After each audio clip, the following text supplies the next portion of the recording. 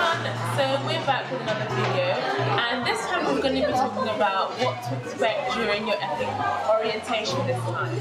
So I have done a previous video about our EPIK orientation, but that was more like a vlog and the things we did. So this time I'm just going to talk to you about the kind of things you can expect during your orientation.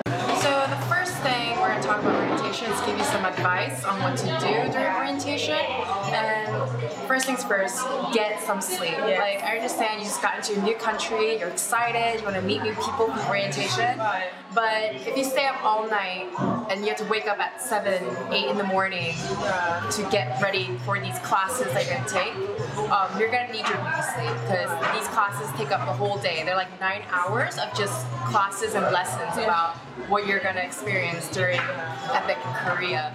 So you don't want to be hungover while some lecturer is, blabbing for like an hour straight. There were 3 hours, right? Yeah, 3 hours. The 2 hours? The 90 minutes, I think, each lecture was. Oh, was it? Yeah. I think so. So what we did when we first came, we actually arrived to Korea maybe a week or so early before orientation. So that gave us time to explore Korea, make friends, and also we kind of adjusted to Korean time. So we weren't as jet lagged as maybe other people, because some people arrived literally on the day of they got picked up and the very next day they started the EPIK orientation. So if you can, I would maybe try and come a bit early to Korea to just let the body adjust to Korean time. Another thing that we think you should do is ask a lot of questions. So a lot of these lectures are handpicked by EPIK to give you more insight, help you to make your job easier as an EPIK teacher. Some of them are also EPIK teachers as well, so they've been in the country for a few years, so they have long experience, some good, some bad, and a lot of them are pretty truthful, so you can get an honest answer out of a lot of them. A lot of the lecturers are like, I only plan to stay here a year. Yeah. But it's been 15 years. Yeah. I'm still here. Still here. Yeah. So in terms of the lesson time frame, I think lessons started at 9 in the morning, but you had to be there 10 minutes earlier before your lesson started, so you had to sign in. For each lesson, you have to sign in so that EPIK knows that you attended all of the lessons, because you have to clock in a certain amount of hours to say that you've completed this particular part of your EPIK training. I think if you're late a certain amount of time, a number of times, you're kicked out? No, they drop the numbers from your certificate. Right, okay, drop the numbers from your certificate. And you have to make it up somewhere else, I think. Right, and during orientations also is when you take your medical exam as well. Yeah, so certain medicines in the UK might have, you're not illegally taking drugs or anything, but certain medicines might have substances that aren't allowed here. So make sure a month or even more before you come to Korea, stop taking certain medicines unless you need to. But even then, battle through the pain. Don't take the medication because you don't want anything to get caught in your medical test. I did hear. Did you hear anyone in our intake? Yes, one was kicked out. Really? Yeah, I think one was sent back since they failed their medical test. Another person, her pee was too watery. That was another indication. It was a bit of. It was because you have to basically during the medical exam. Pee in a cup. You or have two. To, you have to pee. Yeah, you have to pee in a tube, and they test your pee for drugs and marijuana. Stuff. You also have a blood test. They have an eye test. You have height test. Yeah, they measure you and all that stuff. So that's what you get done. Questions, medical history. They ask you all those kinds of questions. It's like an assembly line. Yeah. So you go boom, boom, boom, boom, boom. You're done. You're out. Yeah. So that's how it is. It's not everyone was a bit worried. So I was even though I didn't have anything to worry about, I was kind of oh my gosh. But it's not that scary as long as you don't take anything. Then you don't really have anything to And just remember, what is legal in the Western world is not legal in Asia. I think amphetamines. Things what is it? ADHD. If you have ADHD. Right, ADD. What do you take? Attention span. It's amphetamine, I believe. Is it? Yeah, amphetamine based because it shifts your mood or something. Okay. Yeah, anything that's a depressant that could be legal.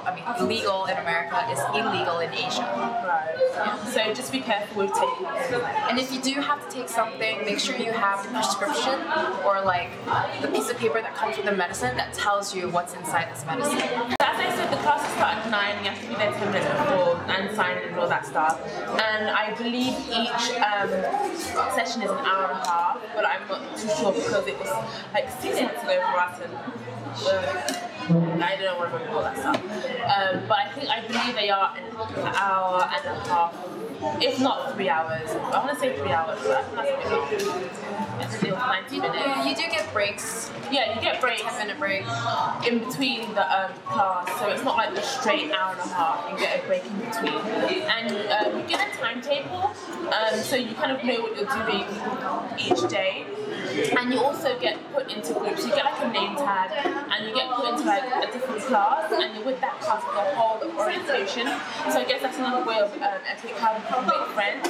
And we were actually in the same class, and we were actually roommates as well. Roommates, same class. We knew each other 6 months before orientation. Awesome. But then we kind of like, when we arrived at the orientation venue, we kind of like got the desk, the signing desk, and like, can we be in the same room? So we were roommates, so that was cool. You get your roommate with the person who's behind you. So in the queue, yeah. So make sure you queue up with someone who you like or you kind of want to room with, because whoever you're lining up with the check-in desk, they'll be like, okay, you two roommates, bang. Right.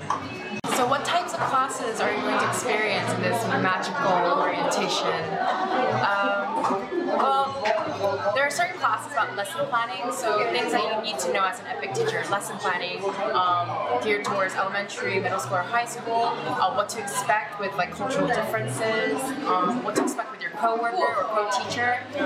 There's also fun lessons like cultural, Korean lessons. We had Korean lessons and they were every evening, I believe. Yeah, 3 times though. Yeah. Oh yeah. So we had Korean lessons. We also took like a trip to a Korean traditional food village. That was cool. That was like a whole day. And like we had like meals provided and stuff like that. So that was cool. And what else was there? I think that was basically. Oh, my favorite was cultural lesson though. Oh really? Yeah. You get to wear the hanboks. Oh yeah. You got to dress up in the traditional Korean like outfits. That was really cool. And then they gave like showed us a video About why Korea is so awesome. yeah. Basically. Yeah. Which was nice. Yeah. Okay, so food. If you are vegetarian or vegan, I am very sorry for you. Very sorry. It's terrible. The carnivores felt really bad for the vegans. Well, okay, what did they offer the vegetarians? Tofu, boiled tofu and rice, boiled eggs for vegetarians, rice, some oranges, like fruits, and that was it. Yeah, it was terrible. Tofu, eggs, fruit, and juice. So the vegetarians didn't have they lost a lot of weight that week. Yeah, basically. So like we got breakfast, lunch, and dinner, but we never got early enough to have breakfast. Yeah. It went from like 7 in the morning or something like that to 9, I think. And then we had lunch. I think lunch was an hour, and then dinner at I want to say 6. Yeah, so 6. Yeah. And it's like it's buffet style, Western and Korean mixed. Yeah. So it was some days it was hit and miss. Yeah, it was hit or miss. Yeah. Some days it was awesome, some days not. Right. Yeah. During orientation, you actually get a curfew. So for us, our curfew was 12 o'clock midnight. So like classes finished at 8 in the evening, and then you had like your free time to do whatever. But you had to be back at the orientation venue by 12 o'clock. And for us, our orientation was in Daejeon, and there was always someone at the front desk waiting for those who came in like, and they'll take pictures of you. Yeah, they took pictures. She came in late, and I heard that they said that if you were late, they passed on the information to your like homeroom teacher. Not your homeroom teacher, but your district. Like, so if you're with Daegu or whatever, her behavior was like this, but I don't think I did. But I mean, everyone was by that point. Everyone would have been reported. But but it was okay. Yeah, like, and you're too tired anyway to hang out or go drinking. Like there was at the orientation venue we went to, there was like a little few bars like just down the road. Yeah, We would go there in the evening and just have a few drinks and then head back. To know each other. Yeah, like we were just all too tired to go wild anyway. Like even on the last day of orientation when we knew they couldn't touch us, we still came back like early. We didn't miss curfew, so yeah. Because you had to get up early for the bus ride. I mean, Yeah. if you miss your bus going to your city, then I think they wait for you as well though. So you're Not too long though. Yeah, but you hold up everyone if you're late basically. Oh my god, the alarm, the morning announcements. Testing. This is EPIK teacher, blah blah blah. Good morning. Good morning. 6 in the morning. Yeah. 7 in the morning. Every morning, and you're just like, what? The first time it happened, I was like, oh my gosh, where is this voice coming from? Like, it's just so annoying. So annoying. The final day we were getting picked up, it was every half hour or something. So it'd been crazy. Because I was on the last one to leave because my orientation was in Daejeon and I live in Daejeon. So I didn't have to leave until like 9.